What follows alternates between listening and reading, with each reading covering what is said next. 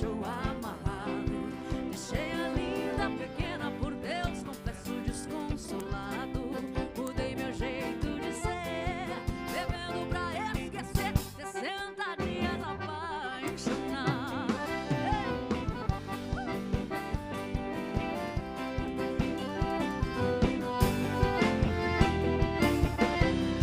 Se alguém fala em Mato Grosso, eu sinto o peito despedaçado. O pranto rola depressa no meu rosto já cansado. Jamais eu esquecerei a parecida do tabuado.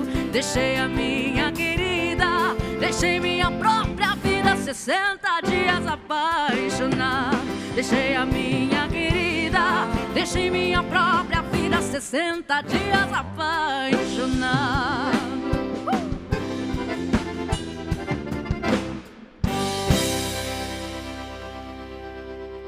Bom dia, banda Estúdio 4. Bom dia, você que está em casa. Sejam muito bem-vindos. Que satisfação começar o dia com vocês. Nós vivemos tempos diferentes, tempos de pandemia e de distanciamento social. Cá estamos, separados e unidos. Eu aqui no estúdio e vocês em casa, no trabalho, remotamente à distância. Mas acreditem, nós estamos bem próximos graças à tecnologia. A Corteva AgriScience é líder em soluções agrícolas e a sua marca Pioneer é líder mundial em desenvolvimento e fornecimento de sementes de alta qualidade. O time de difusores Pioneer, que hoje atinge 5.000 participantes, é um projeto que há mais de 19 anos traz a melhor seleção do agro em conteúdo técnico, tecnologia, mercado e tendências para vocês, que são os melhores e mais conceituados clientes Pioneer. As informações técnicas e de negócio com alto nível de profundidade são depois propagadas por vocês, que formam o time de difusores Pioneer em todas as regiões do Brasil.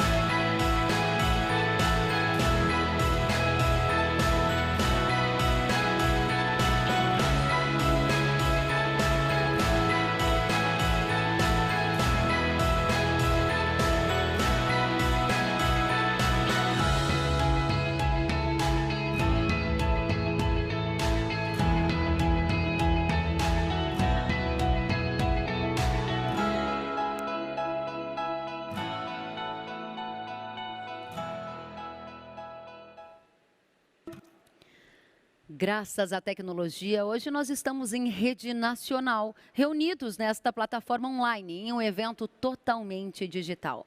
Nós vamos tratar do futuro do agronegócio pós-pandemia com um time de comentaristas. Estamos com grandes lideranças do agronegócio brasileiro.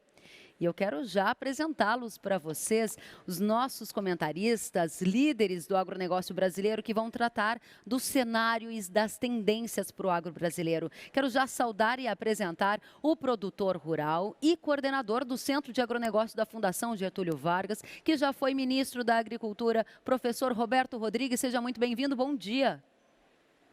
Bom dia, Kelly. Prazer estar com você e com o time de difusores da Corteva. Um evento interessante. Muito obrigada, Obrigado. Roberto Rodrigues. Quero também saudar o presidente da ACO América do Sul e vice-presidente sênior da ACO Corporation, Luiz Félix. Seja muito bem-vindo, bom dia. Bom dia, Kellen. Prazer enorme estar aqui, um privilégio. Muito obrigado pelo convite. Obrigada a você, Feli. Está conosco também o diretor-presidente da Valmont Brasil, Renato Silva. Renato, seja muito bem-vindo, bom dia. Bom dia, Kelly.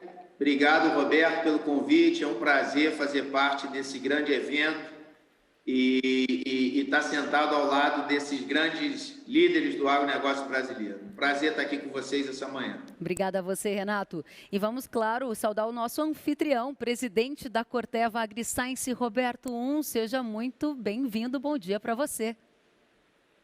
Bom dia, Kellen. Bom dia a todos.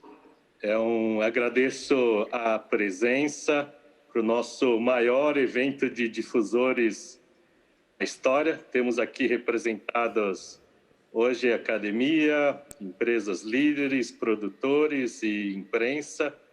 Então, muito feliz. A Corteva nasceu há um ano atrás, mas com 200 anos de história, já que juntou todos os ativos da Dow AgroSciences, da DuPont e da Pioneer Sementes. E, por isso, muito feliz com um evento de difusores que promove a disseminação de tecnologia para o crescimento do agronegócio brasileiro. Então, agradeço a participação aí de milhares de produtores que nos ajudam para o crescimento do agronegócio. Muito obrigada, Roberto nosso anfitrião, que já trouxe aquele tom do nosso evento, né? Vamos ter aqui a visão dos especialistas, a análise do cenário, a projeção das tendências, abordando uma série de temas super relevantes. Então, vamos já voltar com vocês em instantes. Agradeço por enquanto. Bom, e a gente vai em frente, porque nós do agronegócio, o agronegócio tem sido, né, nos últimos anos, a âncora da economia brasileira. Mesmo no baixo crescimento, depois da recessão, o agronegócio participou da recuperação da economia, o agronegócio se manteve em evolução e se modernizou cada vez mais. Vocês estão vendo essa evolução, né? Para isso, o agronegócio incorporou tecnologias, atuou de forma sustentável, aumentou a produtividade e se torna mais e mais competitivo. Nós acabamos de bater mais um recorde de produção de grãos. E para tratar dos cenários que vêm pela frente, você vai ver hoje as discussões do agronegócio na pandemia, sustentabilidade, inovação e, claro, o futuro do agro brasileiro.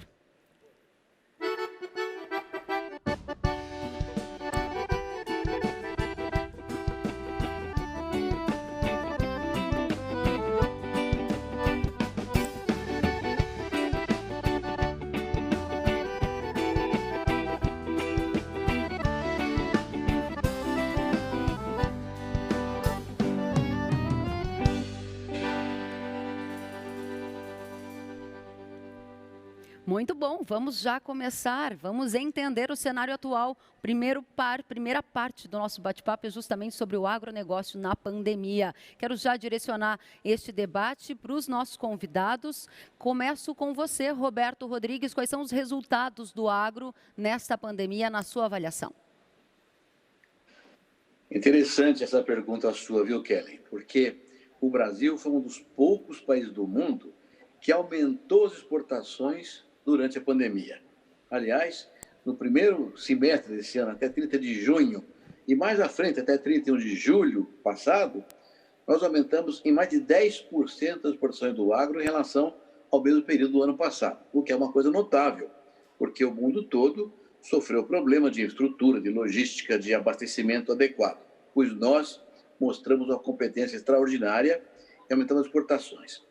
Sobretudo de 3 produtos, que são soja, açúcar e carne, mostrando que o mundo deseja energia e proteína. Açúcar, carne, soja, energia e proteína, que são produtos nos quais temos crescido todos os anos com enorme competência e, como você falou muito bem, com sustentabilidade e com uma característica, exportando muito mais para a Ásia, porque é o continente onde a demanda vem crescendo também. Com ênfase, claro, para a China. Só para a China, as exportações esse ano aumentaram 32% em relação ao mesmo período do ano passado. Então, tem sido uma coisa notável. Uma característica, quando começou a pandemia, em meados de março, houve um susto aqui no Brasil, né? Porque muitos prefeitos municipais fecharam as cidades, postos de gasolina deixaram de funcionar nas estradas, faltou restaurante para caminhoneiro. Então, houve um suspiro negativo no começo da pandemia, em que os caminhões de carga, que vinham sobretudo de hortifruti granjeiros, que vinham da agricultura da roça, não conseguiram chegar no destino. Mas foi muito rápida a ação do agro. E aqui vale a pena fazer um comentário sobre a atuação da ministra Tereza Cristina, que foi muito habilidosa, muito precisa, interferiu nos processos. O setor privado, junto com o governo, se organizou muito bem. E em 3 tempos, estava todo mundo abastecido, não faltou comida para ninguém no Brasil inteiro e no mundo inteiro. Nós hoje abastecemos mais de 1 bilhão e 200 milhões de pessoas em mais de 170 países no mundo inteirinho, graças a essa competência do agronegócio brasileiro, que se organizou rapidamente para exportar e abastecer o mercado interno também. Houve um pequeno problema inicial grave, pequeno, mas grave, porque era de flores, é pequeno do ponto de vista da economia rural brasileira, mas para o produtor de flores foi uma tragédia sem precedentes, porque acabou o casamento, não tinha festa, não tinha mais nada, nenhuma reunião, nenhum evento. Vender flor para quem? Então foi uma tragédia para todas as flores. E já se organizou e está tocando para frente com mais competência. Hortifruti também teve um pequeno momento difícil resolvido. E um problema grande para o setor de etanol, que o consumo despencou, ninguém andou de carro mais, e o preço da gasolina caiu também com aquela crise entre a Arábia Saudita e a Rússia. Mas também já se equilibrou de novo e o processo está andando. Então, o que é importante frisar é que na pandemia o Brasil mostrou que tem capacidade, não só de produzir, mas também de se organizar rapidamente e exportar e abastecer o mundo. Isso, naturalmente, tem uma característica positiva para nós, mas cria, no horizonte de longo prazo, um certo temor, digamos assim, dos nossos concorrentes, que perceberam que o Brasil não é de brincar, não. Nós temos competência para abastecer o mundo inteirinho. Muito interessante a primeira fala do Roberto Rodrigues, e eu tenho certeza que todos que estão nos acompanhando ao vivo pelo Brasil, muitas vezes até já tinham esquecido desses problemas iniciais, né, da incerteza em relação a decretos municipais. Será que a gente vai conseguir receber os insumos da fazenda para semear a próxima safra? Vamos lembrar, estamos às vésperas do início do plantio da safra 2021, e a mensagem que fica, a primeira delas é que o agronegócio na pandemia foi um dos únicos, o agronegócio do Brasil foi um dos únicos países agrícolas a aumentar as exportações de alimentos prioritariamente. Mas aqui no Brasil ninguém acabou vendo falta de alimento, ou seja, abasteceu o exterior e manteve o mercado doméstico abastecido, não faltou alimento na mesa do brasileiro. Um dos principais pontos aqui trazido pelo e sai fortalecida como para a gente a visão do setor também de máquinas. Tem muito a ver com o que o Roberto Rodrigues acabou de trazer. No começo de uma séria incerteza, será que vai ter alguém para suprir aquela peça da máquina que estragou? Será que isso vai afetar o meu trabalho em campo? Qual é o saldo neste momento na sua avaliação, Feli? Kellen, foi uma transformação. Foi necessária uma transformação e muito rápida para que a gente pudesse fazer com que tudo continuasse rodando. Como você mencionou, o Roberto também falou, mais de 2.000 decretos municipais e estaduais restringindo a atividade logo no início da pandemia. O que nós fizemos foi uma reação muito rápida. Primeiro, protegemos as nossas pessoas. Em menos de 10 dias, colocamos mais de 1.200 pessoas em home office. Reestruturamos todo o processo dentro das plantas, aumentando o nível de segurança, separação, cuidado com as pessoas, higienização, número 1, para manter a operação rodando. Mantivemos toda a nossa área de pós-venda, de peças, serviços, operando da maneira normal, com todos os cuidados necessários, e um suporte muito forte à rede de concessionários, que sofreu um pouco no início com essas restrições. Mas um trabalho muito bacana feito aí pelo Ministério da Agricultura, pela ministra Tereza, rapidamente colocou como atividades essenciais toda essa área da cadeia, ou seja, de máquinas, de serviços e peças e concessionários, o que permitiu que a rede rapidamente se estabelecesse e pudesse manter os serviços na ponta dos clientes. O agro não parou e os serviços de apoio, os concessionários, serviços peças, etc., também não pararam. Isso rodou normalmente graças a uma ação rápida, tanto das empresas, bem como também do posicionamento e entendimento do governo na necessidade de colocar esse setor como uma área crítica e essencial.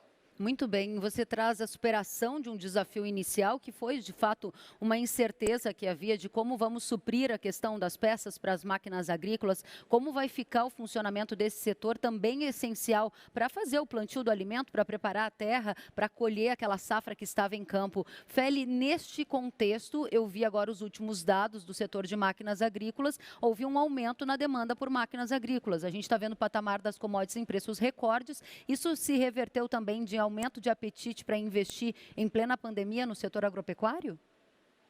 Sem dúvida. O que a gente tem visto, fechamento de julho, as vendas a agricultor, o mercado de tratores, como todo, cresceu 14%. O mercado de colhedoras de grãos cresceu 15%. Os fundamentos muito positivos, preços recordes, uma safra boa ano passado, safra recorde de soja, uma excelente safra de milho, não recorde, mas excelente safra de milho. E depois a gente teve preços de recorde. Isso melhorou a rentabilidade do produtor e automaticamente o produtor reinveste.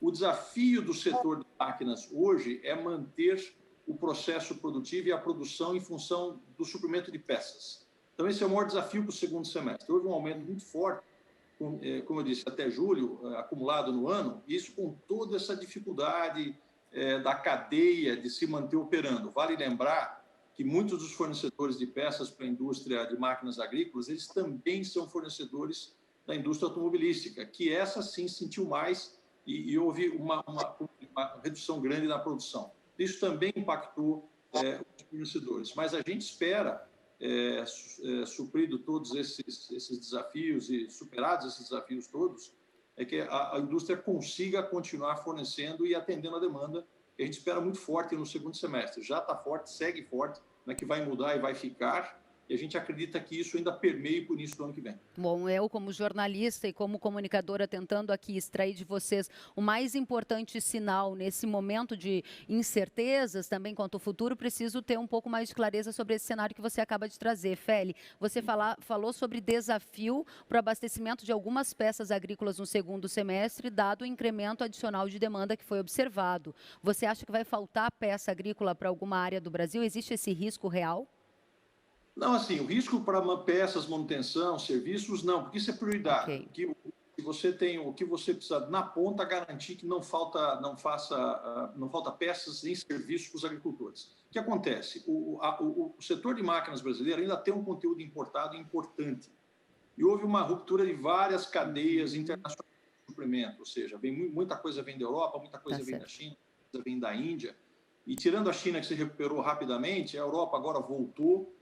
A Índia ainda passa por desafios em relação à pandemia, isso tudo traz um pouco de oscilação, às vezes um atraso, as cadeias estão se recuperando. Muito bem. E nós estamos, mesmo localmente, como eu mencionei, existe ainda algumas empresas que ainda estão tendo alguma dificuldade no aspecto do suprimento de peças para suprir o setor de máquinas. E a demanda está muito forte. Então, a gente tem uma combinação de dois fatores que tem que ser muito bem gerenciados. Agora, não acredito que vai faltar peça de reposição em lugar nenhum, porque isso é prioridade, né? Ou seja, as empresas focam primariamente em manter que as máquinas dos agricultores estejam operando e, obviamente, fazer a produção e buscar atender os pedidos e as vendas. Mas eu espero, e a gente está vendo isso no mercado, um mercado bastante aquecido, mas ninguém vai ficar sem manutenção, ninguém vai ficar sem serviço, sem peça. Muito bem, está muito claro. Então, para todos que estão nos acompanhando, eu quero aqui fazer um resgate, né, de palavras-chave que já apareceram. Essa é só a primeira rodada da nossa conversa para vocês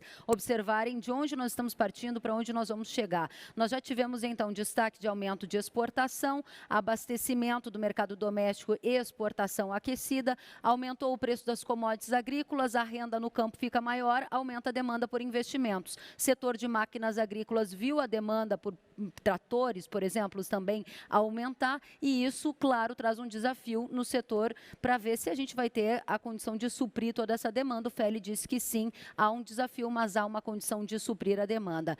Encerramos a primeira parte, vamos dar mais um passo, chamando para essa conversa o Renato Silva, que acompanhou de perto as mudanças na forma de fazer negócios nessa pandemia. O que mudou? Quais são os resultados da pandemia para o agronegócio, o impacto que você viu na prática? Seja bem-vindo mais uma vez, Renato.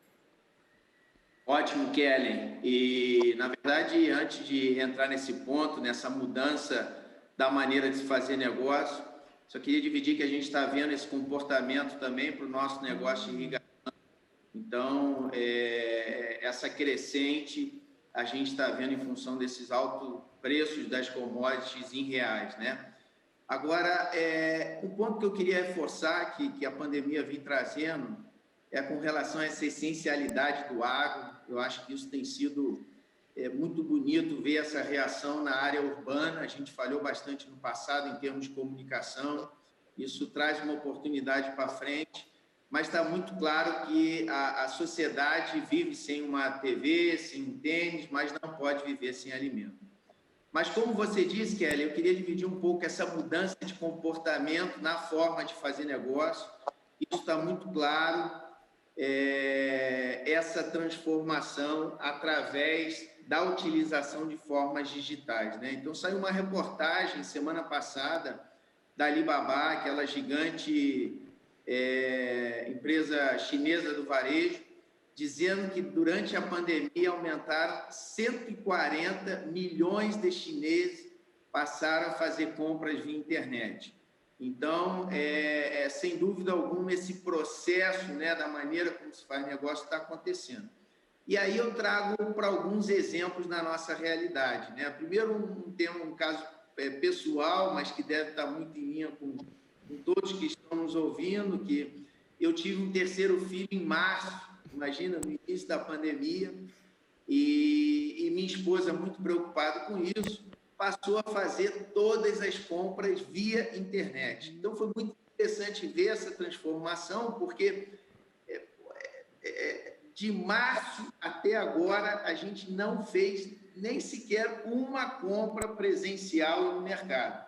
Então, é lógico que a gente vê que ainda tem oportunidade, então as plataformas falhando, uma te cancela e você paga, a outra não paga, mas a gente vê essa aceleração muito clara. Outro ponto importante, que é um desafio em relação a isso, é o tema logística, né? Mas eu acho que aqui vale a pena mencionar o nosso ministro, que vem fazendo um grande trabalho. Então, uma compra que você faz hoje, ela ainda demora um tempo acima do ideal, mas sem dúvida alguma veio para ficar. Dando mais alguns exemplos, a gente tem uma empresa de manejo, uma plataforma que auxilia o produtor, que é a empresa Irriger, na irrigação. E está muito claro o resultado acumulado até agora, que o incremento de área, nós estamos no nosso recorde em termos de incremento de área, mas a plataforma, a gente comercializa a plataforma com visitas. E está muito interessante que a plataforma aumentou bastante, a utilização da plataforma, mas os produtores têm fechado com menos visita. Então, isso já demonstra que o produtor está muito aberto a essa forma de fazer negócio. Então, isso eu acho que traz uma oportunidade interessante. Primeiro é que a gente acaba ficando mais produtivo, né? Então, o nosso dia a gente acaba aproveitando de uma maneira melhor. E eu acho que o agro vai sair ainda mais forte se comparar com outras nações. E aí, por que eu digo isso? Porque o produtor brasileiro, saiu uma reportagem da McKinsey alguns meses atrás, mostrando que o produtor brasileiro é jovem. Então, esse balance entre a juventude e o produtor, né, da raiz, eu acho que essa troca vai ser muito importante e a gente vai dar um passo à frente em relação aos países envolvidos, aos países na zona de clima temperado. Então, isso que eu queria dividir. Muito... Eu acho que vai uma reflexão nossa em relação a isso. Muito válido esse ponto que você trouxe também das formas de fazer negócio. Nós estamos aqui em um evento digital, conectados com centenas, milhares de pessoas, trazendo conteúdo qualificado, e tem gente assistindo de casa, tem gente assistindo do trabalho, tem gente assistindo de vários locais. Um ponto que você mencionou, só para a gente arrematar este aspecto do agro durante a pandemia, foi a digitalização. Você mencionava um estudo da McKinsey. A McKinsey, consultoria, também projeta que as compras via online no setor agropecuário vão crescer muito nas próximas 2 safras. A gente já viu isso acontecendo nessa temporada, mas teve um ponto que você destacou que eu acho que vale a gente grifar aqui. Você falou sobre a questão da entrega, né, do tempo de deslocamento para esse produto chegar. No setor agropecuário não dá para comprar um produto e ele chegar atrasado, porque você perde a chuva boa, a janela do plantio. Você falou também do investimento em equipamentos. Você acha que isso já foi superado ou é um gargalo para o setor se digitalizar mais? Não, sem dúvida, eu acho que ainda é um gargalo, tem oportunidade sim. Eu acho que isso vai muito em linha com os desafios da infraestrutura de forma geral, do nosso negócio, e o acesso à zona rural ainda é um desafio. Agora, a pandemia trouxe passos importantes. Vou dar um exemplo aqui, eu já cheguei, a nossa matriz em Omaha, Nebraska, eu já cheguei a fazer uma viagem para uma reunião de 2, 3 horas, né? Então, você imagina, hoje as pessoas já estão muito abertas a esse tipo de negociação. Vou dar mais um exemplo para você ver que está em linha com... Nós fizemos uma feira virtual Valley também, que foi um sucesso, e foi muito interessante. Você imagina um produtor negociando via plataforma Zoom, essa plataforma que a gente está fazendo. E o fato é que as coisas aconteceram. Eu acho que o produtor se sentiu acolhido da mesma forma como se a gente estivesse lá. Estou setando boa parte dos negócios da principal feira do nosso agronegócio, que é a AgriShow. Então, eu acho que, volto a dizer, demos passos importantes, mas isso é uma avenida longa que tem que se passar, né? Então, muito bom. Eu acho que estamos no caminho certo, mas ainda tem muito espaço pela frente. Muito bem, Renato, obrigada pela colocação nesse aspecto. Eu quero já trazer o Roberto para essa conversa. Você está vendo a evolução, né? O resultado, na sequência, o incremento do resultado gera investimento. Depois do investimento, você se abre para novas formas de fazer negócios, é a digitalização, os avanços já observados também na mudança de mentalidade do produtor rural brasileiro e na abertura para essas novas possibilidades. Agora, vale lembrar, e eu tenho certeza que você aí de casa também se preocupou com isso no início da pandemia, era se o insumo ia chegar na fazenda. Nós estamos às vésperas do início do plantio de uma safra que pode ser recorde. O governo estima, por exemplo, para a safra de soja, que ela vai ultrapassar 133 milhões de toneladas. Está aí a expectativa de uma safra recorde. Mas será que a semente chegou no campo certinho, na hora certa? Está todo mundo tranquilo? Vou perguntar para o Roberto Tenho certeza que você estava preocupado com isso, né?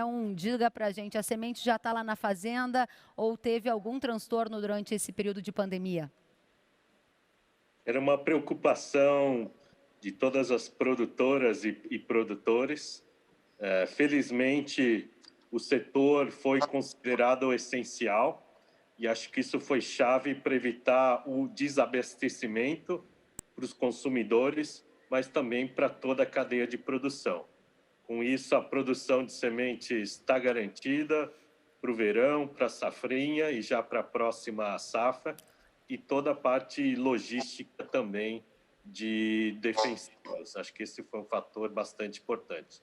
Além disso, também não tivemos demissões, acho que em toda a cadeia, e isso garantiu continuidade dos planos de investimento a médio e longo prazo. Acho que é um orgulho pertencer a um setor como o agronegócio e mesmo com a questão da pandemia, felizmente também não tivemos nenhum dos nossos funcionários com nenhum caso mais grave aí de contaminação, graças a todas as medidas que têm sido tomadas. Então, bastante positivo o balanço. E diga para a gente qual é o crédito, para quem fica o crédito? É para toda a cadeia do agronegócio? O que deu tão certo que a gente não teve problema de abastecimento e não teve nenhum tipo de insucesso na entrega desses produtos no campo? O que você acha que vale a pena destacar? E quero saber também se os planos de investimento da companhia foram revistos nesse período.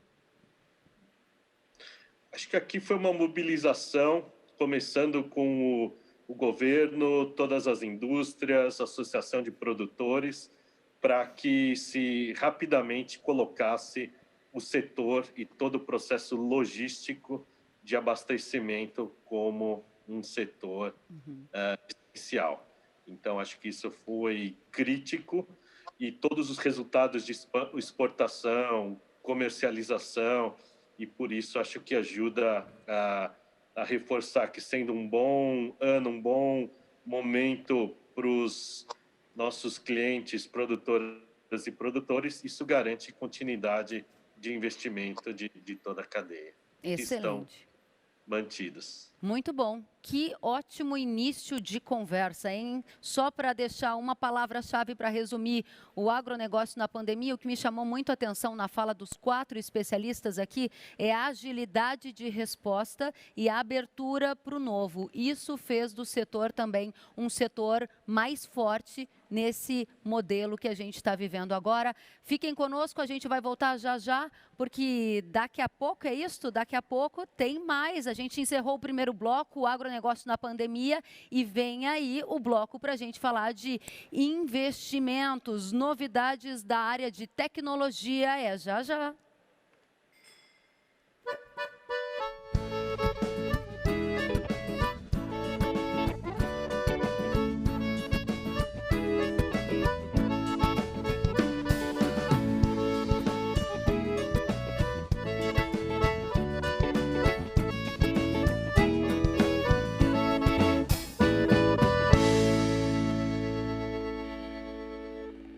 A tecnologia favorece o agronegócio por meio de técnicas e manejos que aumentam a produtividade e reduzem os custos de produção. Neste bloco, nós vamos entender quais as novidades em inovação e tecnologia. Vamos lembrar, né? Plantio, irrigação e colheita, etapas da produção que mais e mais trabalham os conceitos da precisão. Quero voltar já a conversar com os nossos convidados e saber de como estão os investimentos no setor. Começo com você, Roberto Rodrigues. Como estão os investimentos no setor agro, hein? Bom, Kelly, eu acho muito importante começar essa conversa dizendo que o grande responsável pelo sucesso do agro brasileiro foi tecnologia. Porque o que nós fizemos nos últimos 30 anos é uma coisa notável. Eu vou dar um número só.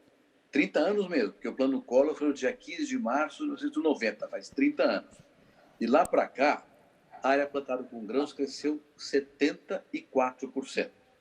E a produção de grãos cresceu 350%. Ou seja, a produção cresceu quase 5 vezes mais do que cresceu a área plantada, mostrando que foi a tecnologia que deu produtividade por hectare. Esse número é fantástico, mas por trás dele tem outro número mais importante ainda. Você acabou de falar que tem uma safra recorde de grãos esse ano. Verdade. Em 65 milhões de hectares plantados com grãos, contaram a primeira e a segunda safra. Se nós tivéssemos hoje a produtividade que tínhamos no Plano Collor, há 30 anos atrás, seria necessário plantar mais 98 milhões de hectares para colher a safra desse ano. Ou seja, nós preservamos, graças à tecnologia, as nossas florestas, as nossas matas. Então, a nossa tecnologia realmente é tropical e é sustentável. Mas o que vem pela frente é uma onda gigantesca de inovações e eu acredito que na conectividade, na digitalização, na TI, é que vem uma grande informação, na área de máquinas agrícolas, irrigação, distribuição de insumos, vem vindo uma novidade espetacular aí. E isso vai implicar na necessário investimento, inclusive de nível de governo, mas também do setor privado, na área de repasse de informações, com torres de transmissão, com antenas, da forma que a digitalização seja possível com conectividade avançada. O que vem vindo em termos de equipamentos agrícolas, máquinas, colhedeiras que vão operar sem tratorista, sem operador, o seu escritório vai trabalhar de tudo, drones que vão distribuir insumos, é uma coisa notável. Então, a tecnologia que vem vindo é gigante, com grandes resultados.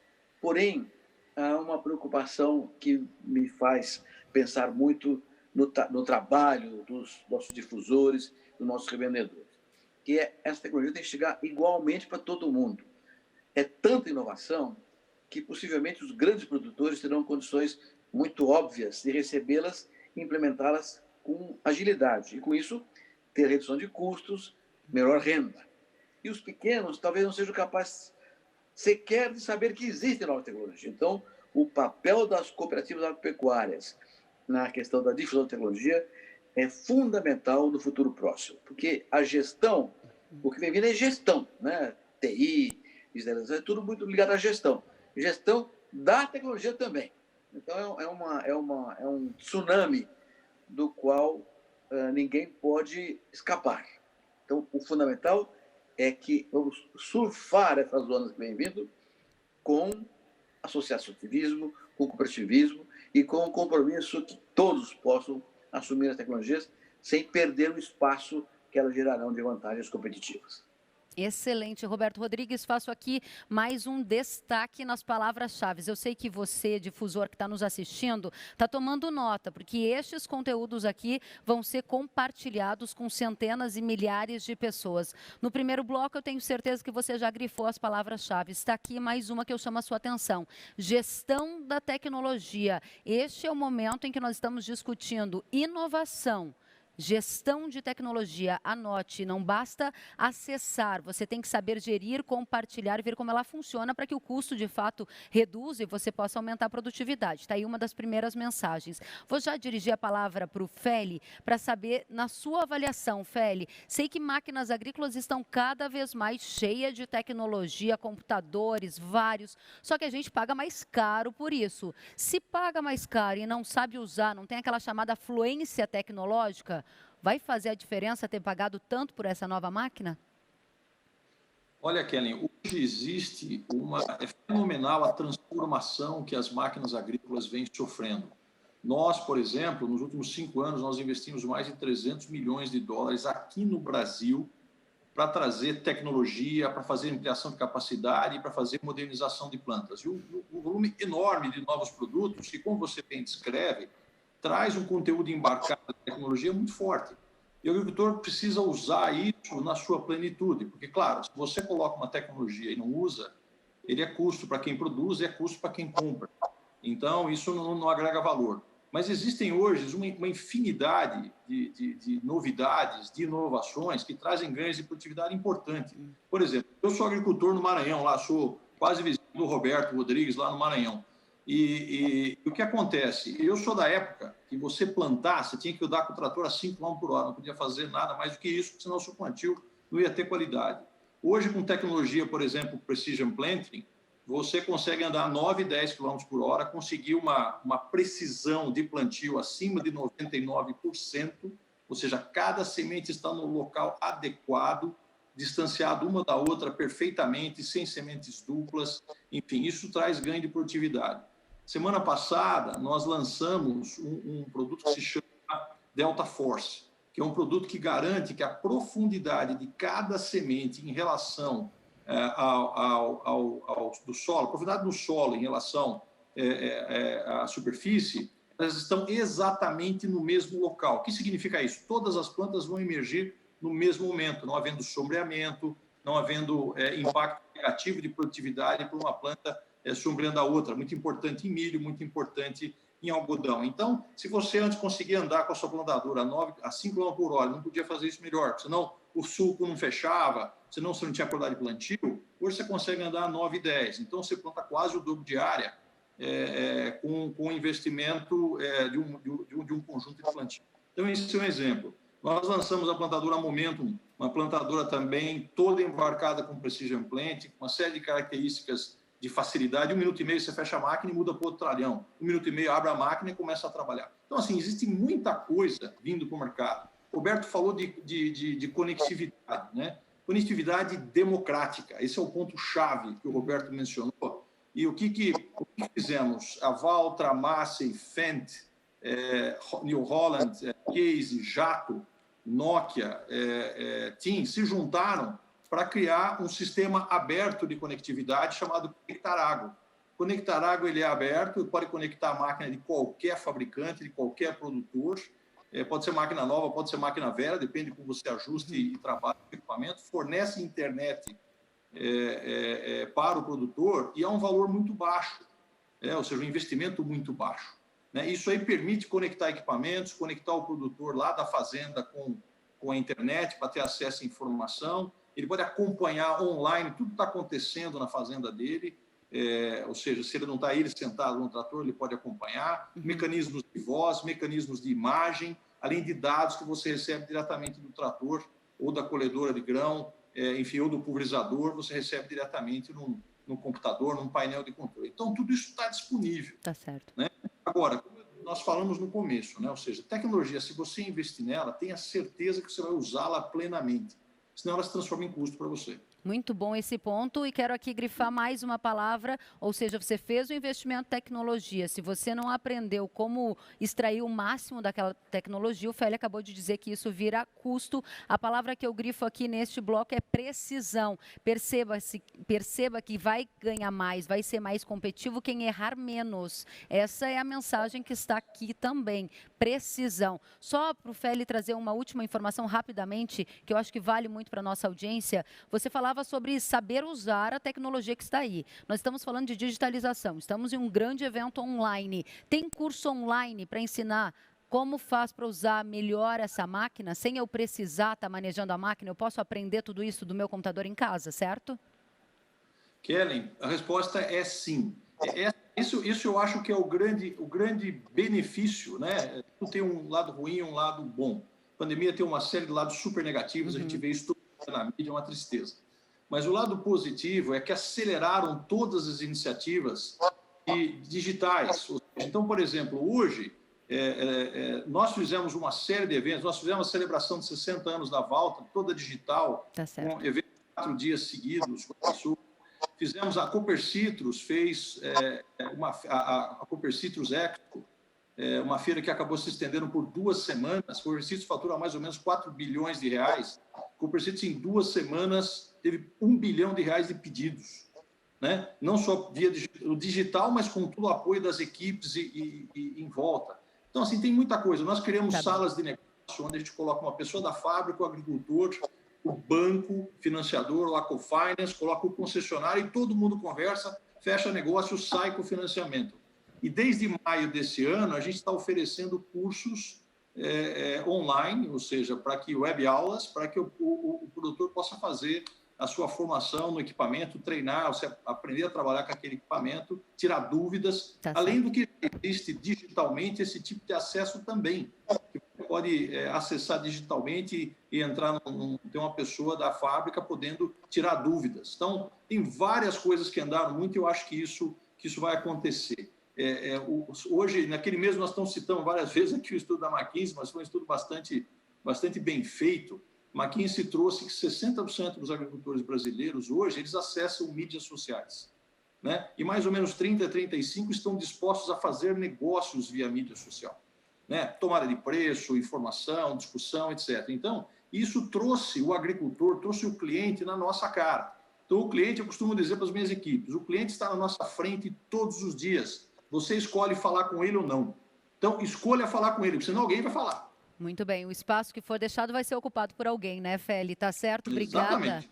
Quero já trazer o Renato para essa conversa, porque a gente está falando aqui, anotem, gestão de tecnologias, precisão, quem errar menos vai ter desempenho melhor. E vamos tentar entrar aqui num terceiro ponto que eu sei que o Renato vai nos ajudar, porque a gente evoluiu rapidamente nessa pandemia, um cenário ruim acelerou uma série de outras coisas positivas, inclusive os equipamentos autônomos. Isso ganhou fôlego também nesta pandemia, não foi?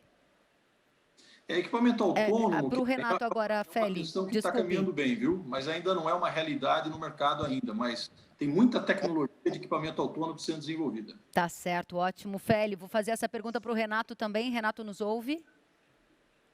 Escuto, sim. Obrigado, Kellen, por direcionar a pergunta.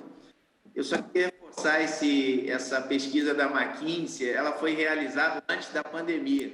Eu gostaria de que a McKinsey fizesse agora, depois da pandemia, para a gente ver, de fato, a evolução, inclusive, nos dados quanto à abertura para se fazer negócio via digital. Mas o que eu queria reforçar é que as grandes inovações, se você olhar historicamente, são em momentos difíceis, né? Em guerras, e sem dúvida alguma a pandemia ela trouxe um lado muito trágico, né? Um lado Inclusive, eu me solidarizo com as pessoas que, de alguma forma, foram impactadas, mas ela traz um outro lado que é muito benéfico, né? Você vê essa questão da conectividade, quantas vezes por dia nós estamos escutando a importância da conectividade. Então, ela está acelerando um processo que poderia levar décadas. E aqui é muito mais do que simplesmente conectar a máquina. Eu acho que é conectar a máquina, conectar a fazenda, conectar o manejo. Então, está muito claro que qualquer tecnologia, por melhor que seja, se ela não estiver conectada com as outras, elas provavelmente não terão êxito dentro de uma sociedade moderna. Agora, eu queria voltar um pouquinho para esse tema do Roberto Rodrigues, porque é muito comum escutar que o agronegócio não tem tecnologia, né? Então, se você olhar, o Roberto foi muito feliz, desde a década de 90, nós temos vários pontos muito relevantes, principalmente quando se trata de um clima tropical, né? Então, a própria abertura do cerrado, o plantio direto, a própria irrigação, que ainda tem um caminho grande, o transgênico, né? Então, tem vários pontos que o agronegócio foi conduzindo, organizado ou não, que é outra discussão, mas o fato é, quem visita outras nações desenvolvidas no mundo, vê que o agronegócio brasileiro ele está adepto e ele está muito bem atualizado quanto à tecnologia. E aqui vale uma reflexão para a gente da indústria, porque está muito claro que não serão os maiores que vão sobreviver, serão os mais ágeis. E eu digo isso muito claro, porque a Vale é a maior do seu segmento em termos de irrigação, e eu tento reforçar isso muito para o time, dizer, olha, esse tamanho não significa mais nada. Hoje você vê a Apple, por exemplo, de um ano para o outro, a maior empresa, de 1 tri para 2 trilhões de dólares, né? Então, a dinâmica agora que a pandemia, que essa grande crise trouxe, ela tá fazendo com que a gente reflita os nossos negócios, né? Então, esse é o que eu gostaria de reforçar. Com relação ao autônomo, sim, eu entendo que é um caminho que a Kelly comentou, eu acho que é um caminho que nós estamos muito próximos de ver. É lógico que tem que ter um cuidado adicional, porque todo autônomo tem um aspecto de segurança muito importante, mas se você pensar em termos de irrigação, nós estamos próximos de ter um pivô autônomo. O que seria esse? Um pivô que leia a sua cultura, que através de uma leitura da cultura, ela consiga avaliar o estresse hídrico, a necessidade de um químico, e através de uma inteligência artificial, ela definir, inclusive com uma agricultura de precisão, o local que ela tem que aplicar, seja água ou seja um químico. Então, em termos de irrigação, eu vejo que a gente está próximo de ter um pivô autônomo. Isso vai muito em linha com essa questão de utilização do uso racional de água, de sustentabilidade, que eu imagino que é um tema que a gente vai entrar e debater um pouquinho mais, que está muito atualizado, mas nós vamos ter mais rápido do que a gente espera esses equipamentos autônomos dentro da... Sim, bom, para você não deixar essa bola quicando aqui, você disse que está próximo, está chegando, todo mundo quer saber para quanto tempo. Você é um grande expert nessa área de irrigação, né? Diga para a gente, na sua visão mais otimista, quanto tempo a gente vai ter um pivô autônomo lendo essas informações aí?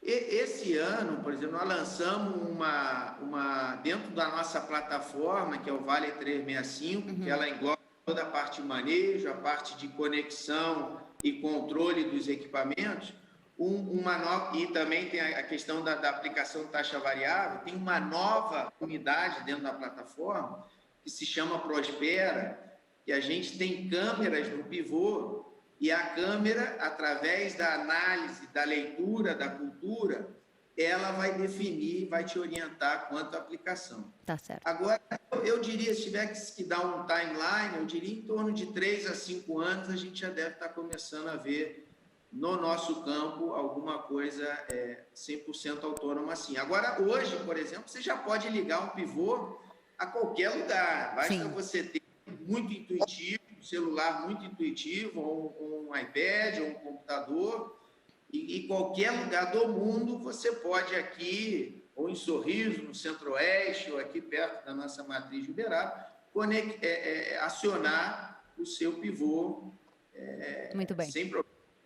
Muito bem, então tá aí mais uma palavra para a gente destacar, são os equipamentos autônomos e é num limite curto de tempo, hein? Se a gente for pensar que já tem agricultor brasileiro comercializando a safra de 2022 e o Renato está dizendo que a gente pode ter daqui a 3 ou 5 anos, tá logo aí, é realmente as coisas evoluindo em um timing bastante acelerado. Eu tenho certeza que você que nos acompanha atentamente hoje já percebeu que as mudanças vieram com mais velocidade. Vamos saber do Roberto o que temos de inovações no mercado de sementes. O que está no radar de vocês? Qual é a sua visão sobre inovação nesse segmento também, Roberto? Eu adoro o tema porque acho que a palavra que melhor descreve a Corteva é inovação. Afinal de contas, a companhia surgiu como a parte da Pioneer, né, especificamente, nasceu em 1926, então quase 100 anos atrás, e foi justamente com a criação da semente de milho híbrido, que aumentou muito o potencial produtivo. E por isso é ótimo estar agora falando de difusores de tecnologia.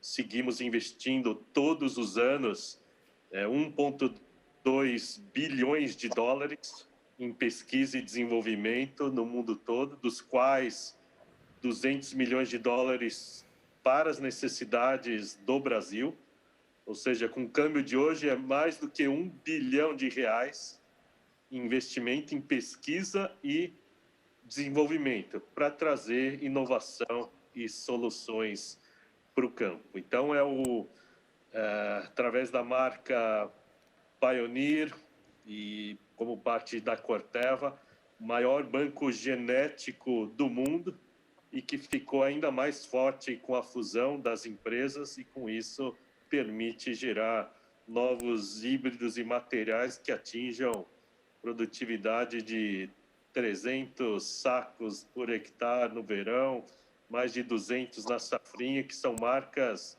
inimagináveis, né, há 20, 30 anos atrás. Então, são cifras impressionantes. E além da parte digital, que acho que os meus colegas já cobriram, automação, dados, um componente que eu acho que é muito promissor no período de 5 a 10 anos é toda a edição genômica. Então, eu acho que é uma outra revolução, principalmente para a parte de sementes, você poder usar componentes da própria espécie e acelerar esse processo de melhoramento genético. Então, vai permitir maior tolerância, estresse hídrico e até maior potencial de produtividade. Então, uma grande nova fronteira que abre enormes perspectivas.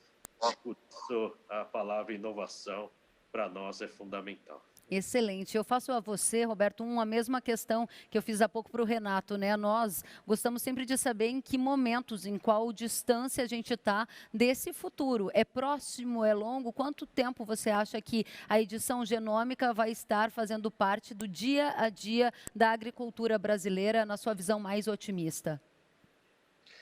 O DNA das plantas já é uma realidade. Sim. Eu falo que na pesquisa nós fazemos amostra de 2 milhões de plantas todos os dias para ver aquelas que têm maior potencial antes mesmo de colocar a semente no campo. Então, são 2 milhões de testes de DNA todos os dias.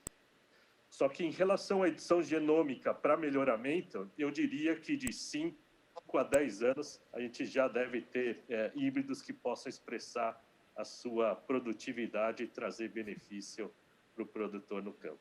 Excelente, Roberto. Muito obrigada. E eu quero chamar a atenção de vocês aí de casa que neste bloco de inovação e tecnologia, palavras-chave que apareceram: gestão da tecnologia, fluência tecnológica, ou seja, saber usar estes produtos, agilidade para tomada de decisão, para não ficar para trás, ou seja, ser ágil, responder rapidamente aos novos desafios, prestar atenção que num patamar ou num espaço de tempo de 3 a 5 anos, a gente vai ter mais equipamentos autônomos, observando as características por sensoriamento e dizendo qual é a melhor decisão a ser tomada. E num patamar de 5 a 10 anos, a edição genômica fazendo parte da agricultura brasileira. A gente segue em frente porque tem mais. Daqui a pouquinho a gente vai falar justamente de sustentabilidade. É já no próximo bloco.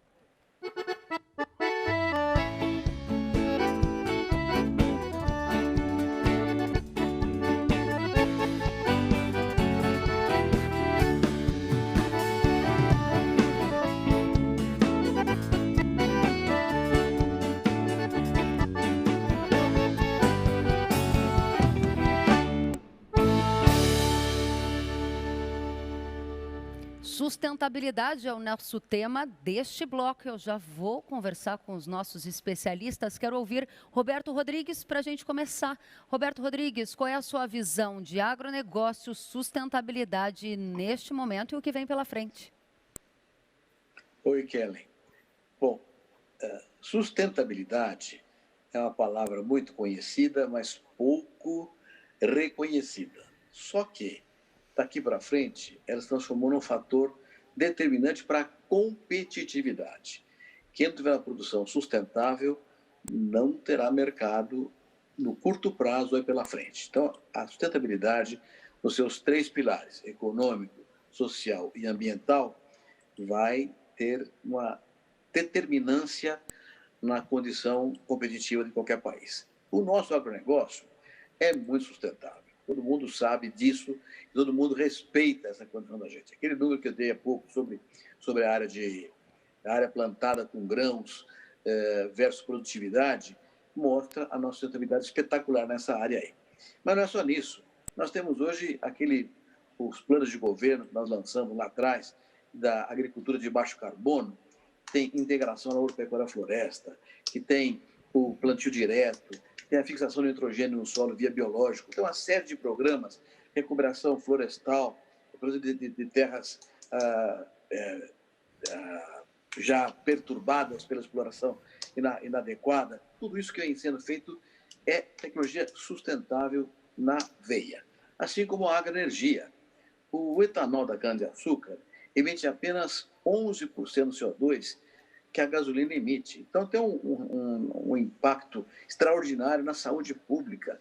O número de recursos financeiros economizados pelo sistema de saúde em relação a doenças pulmonares é de 450 milhões de reais nos últimos 10 anos. É uma coisa espetacular. As doenças pulmonares caíram nas principais cidades brasileiras por causa do etanol. Então, nós temos uma sustentabilidade notável. E isso é respeitado no mundo todo. No entanto, nós temos alguns problemas que têm perturbado, de certa forma, a nossa competitividade. E um deles tem sido o famoso tema do desmatamento ilegal na Amazônia, incêndios criminosos, problemas ligados à invasão de terra, grilagem de terra, problemas na área de indígenas, que vem perturbando a imagem do Brasil. Então, a nossa sustentabilidade é notável, mas tem umas manchas que nós precisamos eliminar. E comunicar adequadamente o que é bem feito. A questão da integração na agropecuária-floresta, por exemplo, isso foi um plano lançado em 2005, há 15 anos atrás. Hoje, de acordo com a Embrapa, tem 13 milhões de hectares do Brasil usando essa tecnologia, que deu uma revolução completa na pecuária de corte, gerando uma renda nova para o produtor rural, numa área em que ele não podia trabalhar, porque não podia fazer 2 culturas por ano. A região do Brasil, na parte do Sudeste, Nordeste, Centro-Oeste, não chove no inverno. Então, ele podia fazer uma safra só por ano. Com a integração, faz 2 safras, grãos e carne na outra parte. Isso gerou uma renda nova na agricultura, reduzindo enormemente a demanda por desmatamento de novas áreas. Então, o que nós precisamos fazer é acabar com a ilegalidade que mancha a nossa imagem e destacar a sustentabilidade, faz do Brasil um país espetacular na área de produção rural. Aqui há um tema que precisa ser tratado, Kelly, que é o seguinte: segurança alimentar passou a ser, na pandemia, uma questão central em todo o planeta. O Renato citou isso ligeiramente na sua fala anterior. Ele falou: a gente pode ficar sem comprar sapato, sem comprar televisão, sem comprar automóvel, agora pode ficar sem comprar alimento. Então, a verdade é que a pandemia trouxe de volta um conceito que surgiu no pós-Segunda Guerra Mundial na Europa, que passou fome na Europa e criou a segurança alimentar, como um elemento essencial até para a preservação da democracia. O limite desse negócio é considerar que a agricultura é responsável pela paz. Se falta comida, ninguém garante a paz no lugar em que falta comida. Cria guerra. Então, a segurança alimentar hoje é um tema central no mundo todo. De modo que a sustentabilidade está ligada a isso. Você não pode ter uma produção agrícola de alimentos que não tenha qualidade da alimentação e cuja produção tenha considerado os temas econômicos, sociais e ambientais. Então, sustentabilidade é diretamente ligado à segurança alimentar. E são os temas do futuro indiscutível no mundo todo. Muito bem, então é importante a gente já grifar esse conceito de sustentabilidade, que é o que está em discussão aqui. É um conceito de sustentabilidade no seu modo e representação mais amplo, formado em pilar social, econômico e também ambiental. Agora eu quero trazer o Feli para esta conversa, pegando um gancho no que o professor Roberto Rodrigues nos trouxe, querendo saber dessa situação. O mercado, ele quer sustentabilidade. O Brasil, nos dados que o professor Roberto Rodrigues nos trouxe, evoluiu muito em produção, enquanto a área se manteve praticamente estável no mesmo período. No entanto, o Brasil ainda usa pouco das suas áreas agricultáveis, mas há um sério debate sobre desmatamento legal e desmatamento ilegal. Como fará o Brasil para prosperar? O que querem os mercados? Qual a sua visão, Feli? Eu acho que o ministro colocou muito bem. Eu acho que a gente tem que coibir a ilegalidade, né? É um trabalho heróico que o agricultor brasileiro faz em termos de preservação. Não existe, nós temos um código florestal bem desenvolvido, muito claro, comparado com outros países do mundo. Você não encontra a quantidade de área preservada ou protegida em mãos de agricultores como a gente encontra aqui no Brasil. Né? Você tem que preservar aí de 20% a 80% da sua área ao seu próprio custo. Né? A gente não vê isso em lugar nenhum no mundo. Isso não é valorizado. Dá-se muito destaque à ilegalidade. A ilegalidade, para mim, ela está muito clara. Ela chama ilegal. Se é ilegal, tem que ser proibido. Né? Ou seja, como tráfico de droga, como homicídio, como um desmate ilegal, uma queimada ilegal. Então, isso a gente tem que trabalhar em cima disso e demonstrar claramente que a grande maioria dos nossos agricultores, a massiva maioria dos nossos agricultores, fazem o trabalho direito, são conservacionistas, preservam. O Renato mencionou mais cedo a questão do plantio direto. O plantio direto é uma maneira fantástica de preservação do solo. Roberto mencionou integração lavoura-pecuária, floresta, que é uma maneira de você produzir mais protegendo o seu solo. Então, assim, existe uma série de ações, iniciativas, e aí eu volto a um assunto que era de tecnologia. Tudo isso que nós estamos falando aqui é resultado de anos de pesquisa e tecnologia. Aí quando você vai, por exemplo, para o meu mundo, máquinas agrícolas, o esforço é na mesma magnitude. Né? Ou seja, buscar equipamentos que são mais eficientes, que emitem menos. Por exemplo, hoje você tem o conceito de transmissões inteligentes. Uma transmissão CVT, por exemplo, em que você coloca o motor e a transmissão conversando o tempo todo. Quando precisa de mais potência, a transmissão exige, o motor sobe o RPM. Quando precisa de menos, ele baixa. Então, você chega a ter em algumas operações 30% menos de consumo de combustível, automaticamente 30% menos de emissões. Então, a tecnologia também, só para dar um exemplo, ela tem um papel fundamental no ganho de competitividade do agricultor e no aumento, na melhora ainda mais da sustentabilidade. Muito bem, ou seja, a gente tem espaço para avançar na agricultura brasileira, observando as terras que ainda podem ser ocupadas, terras de pastagem degradada, que podem também render mais para a agricultura, integração lavoura-pecuária-floresta, que também é grande destaque. Temos o plantio direto, que é outro destaque da agricultura brasileira, e temos aí o pilar da comunicação. É preciso que o agro se comunique melhor com quem desconhece todas essas boas práticas. Esse foi um dos pilares abordados pelo Renato lá no começo da nossa conversa. Você lembra, né? Renato falou que o agronegócio saía mais forte porque a comunidade, as pessoas tinham percebido que não faltou alimento, mas ainda há um gap muito relevante na percepção de que esse alimento é produzido majoritariamente de forma sustentável. Um dos elementos que o Feli trouxe foi a economia de combustível. Eu sei que você trata diretamente de água, né? Quais são os recursos, as vantagens, os avanços que temos para sermos mais sustentáveis também no uso da água dentro da agricultura e da pecuária, Renato? Kellen, primeiro eu queria dizer que vocês me deram um desafio difícil de falar do ministro e professor Roberto Rodrigues e Luiz Pedro. Então, eu acabo tendo que pensar aqui como é que eu posso contribuir. Mas eu vejo muito parecido com, é lógico, com os dois. Eu acho que o grande benefício dessa pandemia, eu tenho escutado quase que diariamente a sustentabilidade, é que as pessoas estão buscando se informar, né? Então, antes da pandemia, você escutava pessoas falando cada barbaridade. Olha, gente, eu estou dizendo lideranças fortes, seja artistas, pessoas de outras áreas com muita influência, escutando coisas assim muito difíceis, inclusive, acreditar a gente que vive no setor. Mas a pandemia, ela está trazendo esse interesse pela busca do dado, né? Então, quando se diz de queimada, vamos comparar historicamente, vamos comparar com outras regiões, né? O Código Florestal brasileiro também poucas pessoas conhecem, o Luiz Feli comentou. O produtor, quando ele compra 10 hectares, dependendo da região, 8 ele tem que não pode fazer nada. Isso não tem em nenhum lugar do mundo. E a gente que é uma empresa global, quando eu vou para a Europa, para os Estados Unidos, ninguém comenta. Então, entra aquele aspecto da comunicação, e eu acho que a gente está dando passos importantes na comunicação, porque primeiro é alinhamento dentro da nossa nação, que existia um distanciamento muito grande da zona urbana com a zona rural. Então, eu acho que esse debate da sustentabilidade está muito interessante para mostrar a realidade e, de fato, mostrar que o nosso agronegócio, e aí eu falo com muita segurança, é o mais sustentável do país. Prova disso, por exemplo, a nossa matriz energética. Alguém mencionando a nossa matriz. O mundo é quase o inverso, é 20% sustentável.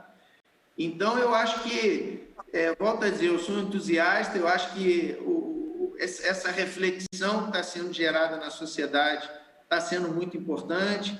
Essa reflexão no jornalismo também, e aqui eu menciono você, Kellen, que faz um jornalismo muito sério, à base de dados, eu acho que isso é muito importante. Então, eu só queria reforçar esse ponto de que a gente ainda vai conseguir comunicar ao mundo de que o nosso agronegócio é sustentável. E aqui, volto a dizer, o que é ilegal, tem que ser, se tiver que ser preso, tem que ser preso. Agora, o legal tem que ser fomentado, tem que ser motivado. A gente tem um problema sério na Amazônia, ninguém quer que desmate. Nós temos mais de 20 milhões de pessoas na Amazônia, passando fome. Olha a área que a gente tem dentro do bioma Amazônia, temos quase 50% da área lá. Tem que ser tratado com muita serenidade e dizer, olha, como é que a gente vai desenvolver essas pessoas?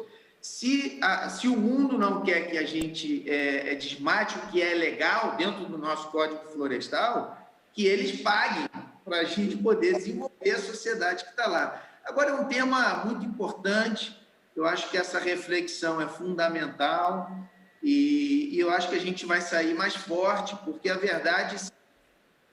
Então, o mundo vai reconhecer o agronegócio brasileiro da maneira como ele é, de fato. Muito bem, e é importante esse ponto também que o Renato traz sobre as fronteiras agrícolas, né? A gente vê aqui o Félio falando do Maranhão, a gente sabe o professor Roberto Rodrigues também lá em Rondônia, outras áreas em várias regiões do país, Maranhão, Tocantins, Piauí, Bahia, o avanço do agro brasileiro, da agropecuária, melhorou o desenvolvimento econômico daquelas regiões, gerando mais condições daquela população também se desenvolver. Esse é um debate que faz parte do pilar sustentabilidade. Sustentabilidade são os 3 pontos que a gente está aqui abordando: ambiental, social e econômico. Foco também do Roberto que é o nosso anfitrião e que olha para este tema de qual maneira, qual é a sua visão sobre o debate da sustentabilidade no agronegócio. Onde estamos, para onde vamos, Roberto? O tema é fundamental para nosso setor, toda a discussão com o consumidor final. Então, por isso, a Corteva completou 1 ano agora em 2020. E para celebrar essa data, a melhor forma foi comunicar as metas de sustentabilidade para 2020. Então, ter metas claras dentro de 4 pilares, pelos agricultores, pecuaristas, primeiro pilar, pela terra, pelas comunidades e pelas nossas operações. E dentro desses 4 pilares, nós temos 14 metas específicas que vão ser acompanhadas ao longo do tempo a cada aniversário da companhia. Então, eu acho que é muito importante, porque isso ajuda no processo de comunicação externa com as cidades e também que você tenha metas claras, ações para ter um avanço ano após ano. Então, acho que isso deveria permear para toda a sociedade, para todos os países, para todos os governos, para que a gente possa ter um avanço consistente em todas essas áreas. Uma das metas é a própria produtividade por hectare, que o professor Roberto já ilustrou. Então, dando um exemplo, aumentar a produtividade pelo mesmo hectare em pelo menos 20% nos próximos 10 anos. Então, com isso, vai poder continuar dentro dessa jornada, que a gente pode continuar produzindo mais dentro do mesmo talhão de terra, com uma redução proporcional na parte de emissão de gases. Outro componente fundamental é até para o pequeno agricultor, nós queremos enriquecer a vida de 500 milhões de agricultores. Então, que toda essa inovação, tecnologia, conhecimento, treinamento, chegue também para os milhões de pequenos produtores rurais da África, do Nordeste do Brasil, então, que estão aí espalhados pela Ásia, e que toda essa informação e tecnologia chegue e como acesso e formação para todo esse público. E vamos poder mensurar o progresso ano após ano dentro dessa meta, não só aqui no Brasil, mas em todo o mundo onde a Corteva está presente. E mais um detalhe, quando nós colocamos um exemplo, sementes que podem ser mais tolerantes a esse estresse hídrico, também é uma forma de ser mais sustentável dentro desse contexto de usar melhor os recursos hídricos. Muito bem, ou seja, a sustentabilidade é aumentar a produtividade naquela mesma área, ou seja, verticalizar sem essa pressão de crescer para o lado, crescer para cima com resultados ainda melhores. Para você que está nos acompanhando neste bloco de sustentabilidade, apareceram conceitos chaves ligados a código florestal, respeito às regras do país, a valorização de quem faz o trabalho bem feito, quem está dentro da legalidade, que são os bons frutos do agro brasileiro e, claro, agir com rigor naqueles que estão na ilegalidade. As maçãs podres não representam a maioria do agro brasileiro e nós estamos aqui falando dos avanços que esse setor já teve nesta pandemia também, neste cenário de sustentabilidade nos 3 pilares: econômico, social e também ambiental. E você sabe que a gente vai em frente porque no próximo bloco o nosso destaque é o agronegócio do futuro, o que vem por aí, os desafios e as oportunidades. É já já.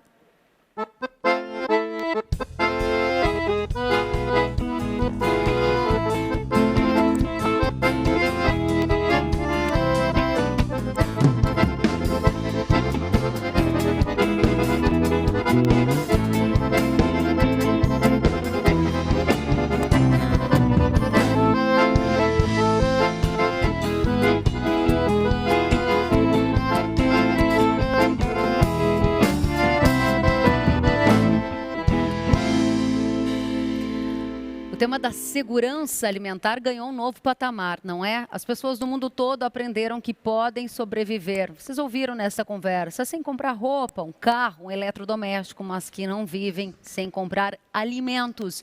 E isso deu um upgrade aí universal para as atividades do agro, em termos de respeito, de admiração. Isso foi o que nos disse o professor também Roberto Rodrigues nesse bate-papo. E é com ele que a gente começa a quarta rodada das nossas discussões de cenários e perspectivas. Vamos já saber o que vem pela frente.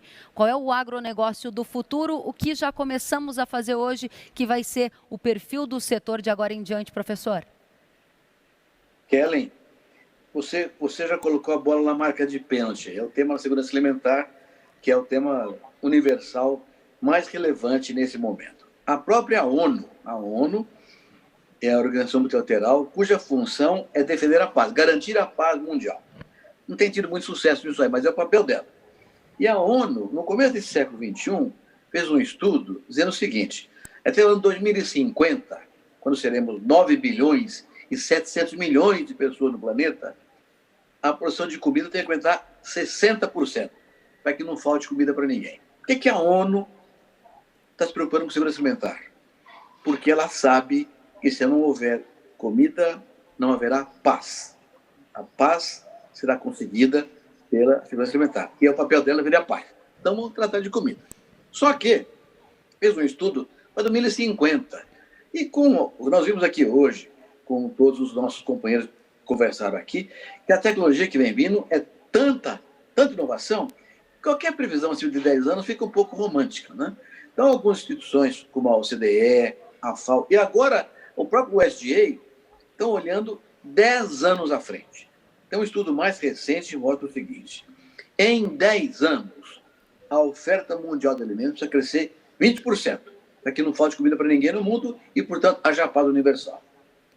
20% em 10 anos. Parece fácil para nós, 2% por ano, aritmeticamente falando, né? Mas não é fácil, não. Os Estados Unidos crescem no máximo 10%, o Canadá, 9%, a União Europeia, 12%, a Oceania, 9%. A Eurásia, China, Índia, Rússia, Ucrânia, em torno de 13%. Ninguém cresce 20%. Então, todos os estudos dizem o seguinte: para que o mundo tenha um crescimento de 20% na oferta de alimentos em 10 anos, o Brasil tem que crescer 40%. Então, tem uma demanda de fora para dentro notável para o Brasil. E por que eles dizem isso? Por 3 fatores que foram tratados aqui. Nós temos tecnologia, terra e gente. Esses 3 fatores já foram bem mostrados aqui pelos palestrantes. Então, a pergunta é: nós podemos crescer 40% em 10 anos? Podemos. A outra pergunta é: vamos crescer? Depende. Tem que ter uma estratégia. E aqui é que é a tua pergunta sobre o futuro para o Brasil. Nós podemos ser os campeões mundiais da segurança alimentar. Mas não temos estratégia ainda. Que estratégia é essa? Logística. É bem verdade que o atual ministro da Estrutura, Tarcísio fez um trabalho espetacular em pouco tempo avançando na logística. Mas tem muita coisa para fazer ainda. Uma política de renda. De novo, a Tereza Cristina finalmente deu uma ênfase para o seguro rural, que é uma questão importantíssima em qualquer país agrícola que se dê respeito. Terceiro, diplomacia. Aqui eu queria perder um pouquinho de tempo nessa conversa. Nós precisamos garantir mercados. O Brasil é um país muito grande, não pode escolher mercado. Não podemos dizer que a China não interessa para nós porque é comunista. A China é o nosso grande mercado hoje. Nós temos que continuar ofertando alimentos para a China e para a Ásia inteira. Indonésia, Filipinas, Malásia, Tailândia, Vietnã, estão crescendo para o mundo inteiro. Já somos hoje bons produtores para o Japão, para a Coreia, precisamos aumentar por isso aí. E não é só a Ásia, claro que hoje a Ásia é o grande mercado agrícola do mundo, mas o Oriente Médio, países árabes, e não podemos perder de vista nunca os desenvolvidos. Então, o acordo da União Europeia e Mercosul é fundamental para a gente continuar crescendo. Temos que exportar para os Estados Unidos. E agora, na pandemia, nós exportamos muitos países em desenvolvimento, para a Ásia. E quase nada aumentamos para os Estados Unidos e para a União Europeia. Quase nada. Aliás, os Estados Unidos diminuímos as exportações. Então, o que nós precisamos fazer? Um trabalho diplomático vigoroso que permita a manutenção dos mercados que temos e a abertura de novos mercados. Conseguimos abrir mais de 50 mercados nos últimos 15, 16 meses. Não são importantes, são pequenos, mas o que vale é o conjunto disso aí, que abre um espaço enorme para a gente. Então, o futuro é o seguinte: o mundo espera que o Brasil tenha uma produção crescendo 40% para exportar ao mundo, 40% a mais do que exportamos hoje, para que o mundo cresça metade, 20%, e a área de segurança alimentar. Então, o mundo está pedindo para o Brasil ser o campeão mundial da segurança alimentar e, portanto, campeão mundial da paz, que é o desafio que está colocado para essa geração. E podemos fazer isso se temos uma estratégia adequada.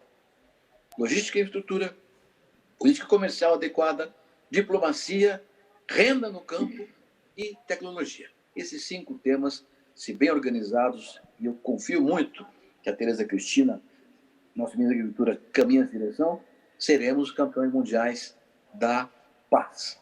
É o desafio dessa geração que tem pela frente. Muito bem, muito obrigada, professor Roberto Rodrigues, pela visão de futuro. Feli, qual é a sua visão de futuro que vem por aí? Olha, o Roberto brilhantemente colocou os pontos chaves e críticos para que o Brasil continue sendo uma potência do agronegócio, e eu só complementaria da seguinte forma. Se a gente pegar, por exemplo, o potencial de área que ainda pode vir em produção sem derrubar uma árvore, né? Por exemplo, nos últimos anos, se olhar, sem trazer o número exato de cabeça, mas nós estamos reduzindo a área de pastagem e aumentando significativamente a produção de carne bovina. A conversão dessas áreas que estão em pastagens hoje, e como você descreveu, Kelly, muita área com pastagem degradada, de baixa produtividade, para a produção de grãos, isso é um movimento que está acontecendo com uma velocidade muito grande no Brasil. Então, isso traz um incremento significativo de produtividade.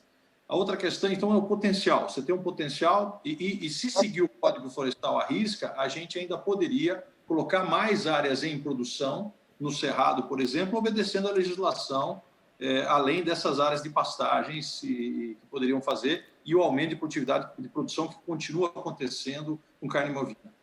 Outro potencial fantástico, integração lavoura-pecuária, Roberto mencionou isso, um trabalho que ele foi pioneiro lá atrás, e um trabalho super bem feito. Isso traz uma potencialidade enorme, uma renda adicional para o produtor, uma área que ele não consegue fazer 2 safras. Então, assim, existe uma potencialidade muito grande.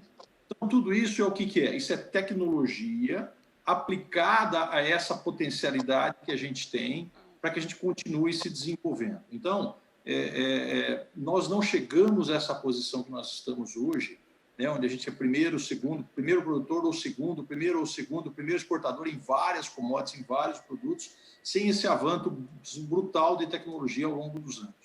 A sociedade vai demandar mais o tema sustentabilidade, né, e o agronegócio ele é transformacional. Eu tive a oportunidade de trabalhar em alguns projetos onde você vai iniciar uma grande empresa que eu trabalhei, um grande projeto agroindustrial, e você transforma a comunidade onde você se estabelece. Então, você se obriga a transformar, é uma necessidade e um prazer ser parte dessa transformação e ajudar a melhorar os sistemas de saúde, melhorar os sistemas de educação, ajudar na infraestrutura de municípios, onde você faz um grande projeto agro. Então, você é transformacional do ponto de vista social e renda, você é ambientalmente correto e a gente tem um potencial de crescimento enorme e a gente é sustentável do ponto de vista econômico, né? O bushel da soja hoje está 9,30. Hoje de madrugada estava 9,31. Não sei quanto está agora, né? Mas aí o que acontece? A $9 o bushel, o agricultor americano faz 0 de margem. Tá? A $9 o bushel, o agricultor brasileiro faz $6 por saco de margem. Essa é a diferença.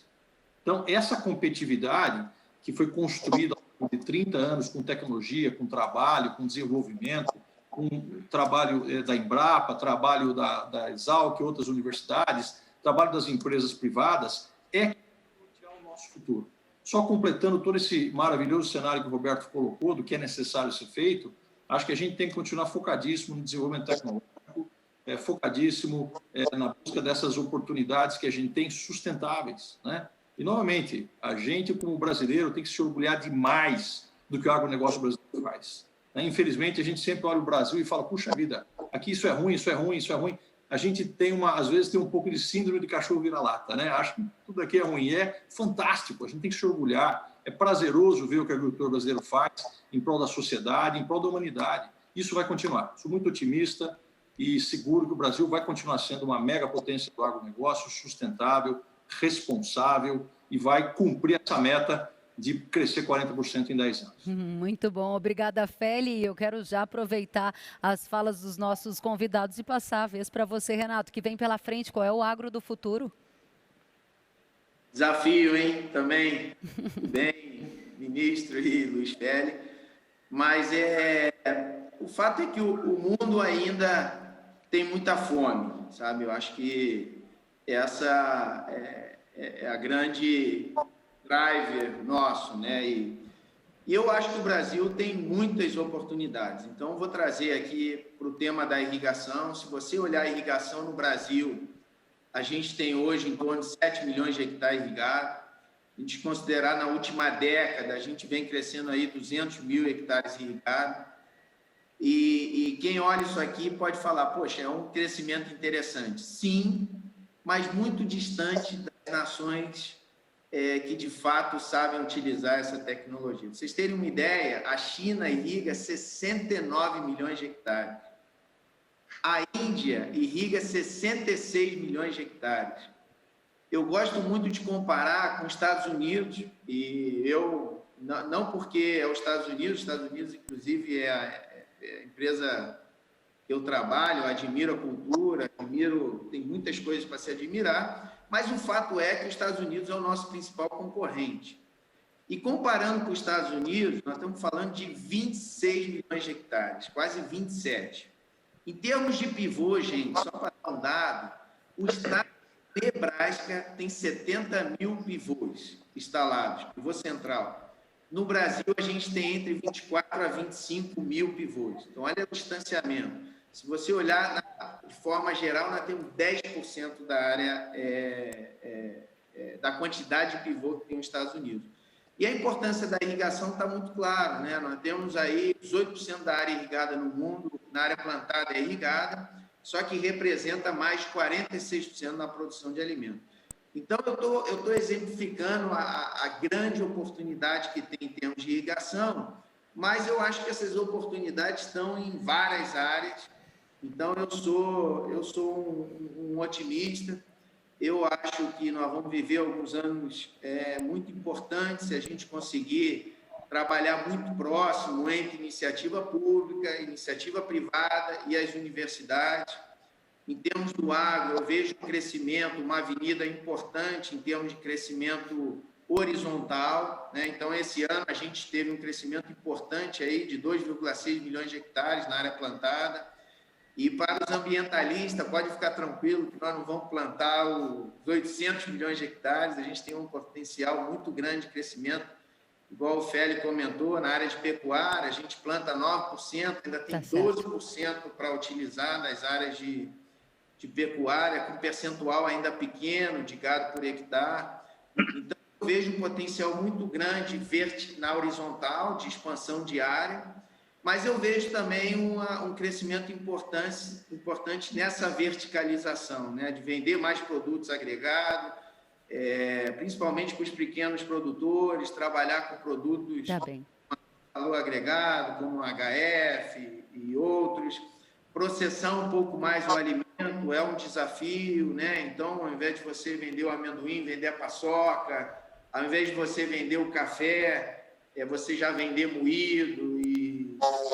Então, eu acho que os desafios existem, estão na nossa frente, mas eu estou muito otimista que a gente está no caminho certo e iniciativas como essa da Corteva é muito esclarecedor para o mercado e muito esclarecedor para os clientes. Então, Tá bem. essa era a mensagem que eu queria dizer em termos de perspectiva. Eu estou bastante otimista para os próximos anos. Muito obrigada, Renato. E a gente vai ouvir agora o presidente da Corteva, Roberto que vem pela frente na sua visão. Bom, é difícil fechar um evento como esse, essa primeira parte. Acho que o professor já colocou muito dos temas. E Renato, mais uma vez, obrigado. Luiz Feli, com essa parceria. Acho que a melhor forma é fechar com o propósito da Corteva. Qual é o propósito quando ela foi criada, nasceu há um ano atrás? Enriquecer a vida daquelas e daqueles que produzem e daqueles que consomem, garantindo o progresso das próximas gerações. Enriquecer a vida daquelas e daqueles que produzem e daqueles que consomem, garantindo o progresso das próximas gerações. Eu tenho uma grande conexão com esse propósito. Vocês veem pela minha cara, meus pais vieram da China, então lá eles enfrentaram revolução, guerra, falta de comida, e eu nasci no Brasil, mas o tema de paz mundial, segurança alimentar, eu acho que ele é crítico para que todas as famílias e as pessoas possam crescer e se desenvolver. Renato falou do terceiro filho, então, parabéns, Renato, mais uma vez, mas eu acho que aqui a gente tem uma grande missão de enriquecer as vidas, garantir o progresso, inúmeros desafios na parte de infraestrutura, sustentabilidade, comunicação com as cidades, não só com o campo, e por isso que acho que é tão importante eventos como esse, mas que, para finalizar, eu acho que é trabalhar juntos. Então, é trabalhar juntos com outros países produtores, como Estados Unidos. Eu acho que a gente não podemos ver como concorrentes nesse sentido de segurança alimentar, trabalhar com a China, com todos os países do mundo, trabalhar com todos os elos da cadeia. Então, por isso é ótimo estar aqui nesse mesmo evento, a academia, representada pelo professor, a imprensa, Kellen, empresas líderes de tecnologia, ACO, Vale, Corteva, com a sua marca Pioneer Sementes. E acho que só com esse trabalho conjunto nós vamos conseguir posicionar o agronegócio, o país, e acho que toda a questão de paz mundial como algo fundamental para a perpetuidade e desenvolvimento de todas as gerações. Então, super obrigado mais uma vez pelas contribuições. Me sinto honrado e orgulhoso de ser parte desse debate, dessa construção, e finalizar com os milhares de produtoras e produtores. Essa diversidade é importante, porque é através desse trabalho conjunto que nós vamos levar essa bandeira adiante, e devemos ter muito orgulho disso. Parabéns, muito obrigada, Roberto nosso anfitrião, pelo fechamento. Quero agradecer demais aos especialistas, profissionais que iluminaram a cena, qual é o cenário e o que vem por aí. Eu tenho certeza que este conteúdo altamente qualificado vai ser difundido por todo o Brasil. Obrigada mais uma vez a vocês e nós chegamos ao final da primeira parte do encontro do time dos difusores Pioneer. Eu agradeço a participação dos nossos convidados comentaristas, começando pelo produtor rural e coordenador do Centro de Agronegócio da Fundação Getúlio Vargas, que já foi ministro da Agricultura, professor Roberto Rodrigues, nosso muito obrigada. Ao Renato Silva, diretor-presidente da Valmont Brasil, muito obrigada. Luiz Feli, presidente da Aqua América do Sul e vice-presidente sênior da Aqua Corporation, nosso muito obrigada. E claro, ao nosso anfitrião, Roberto presidente da Corteva, muito obrigada pelas palavras, pelos ensinamentos, pela oportunidade.